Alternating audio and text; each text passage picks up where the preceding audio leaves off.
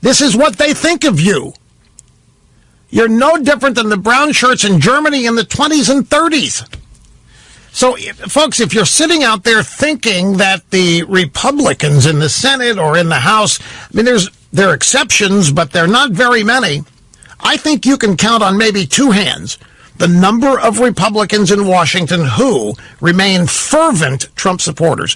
There may be others, but they're not visibly public about it. And this is just, they're not trying to figure out a way to keep you on board. They're not trying to find a way to make sure you Trump voters stay with them in the Republican Party. They want a Republican Party doesn't include you. There's an analogy to this, and a lot of people are not going to remember it because you have to go back to the 80s. But this is exactly what happened when Ronald Reagan left office after 2 terms, and George H.W. Bush promised the 3rd term of Ronald Reagan as his part of his campaign. But the fact of the matter is that the Washington establishment, if you get right down to it, folks, did not like Reagan because they don't like conservatism. Mainstream establishment Republicans have never liked conservatism. Oh, they'll put on a great act. I mean, Reagan was president. Oh, it was the greatest thing in the world. They all wanted to serve. They all wanted to be in the bright lights that were shining on Reagan. They wanted to be in the cabinet. They wanted to do this. They wanted to do that. But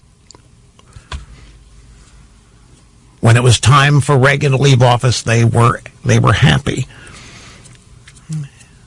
It's about conservatism. Trump, call it populism, call it populist, whatever. Trump was implementing a conservative agenda. He was implementing the agenda that never-Trumpers have devoted their lives to, and still they opposed him.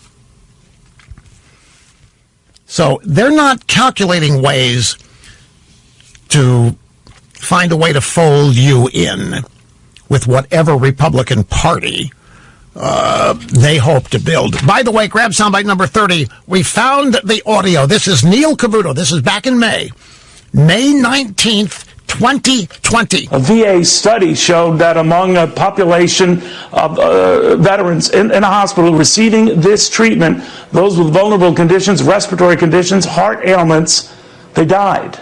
It will kill you. I cannot stress enough. This will kill you. Trump took hydroxychloroquine. That's what prompted Neil Cavuto to tell people, don't do it. It'll kill you. It's going to kill you. Now, the AMA, the reason we're making a deal out of this is the AMA has rescinded all of this. The AMA has rescinded every critical thing they ever said about hydroxychloroquine. Do you realize how much money we could have saved?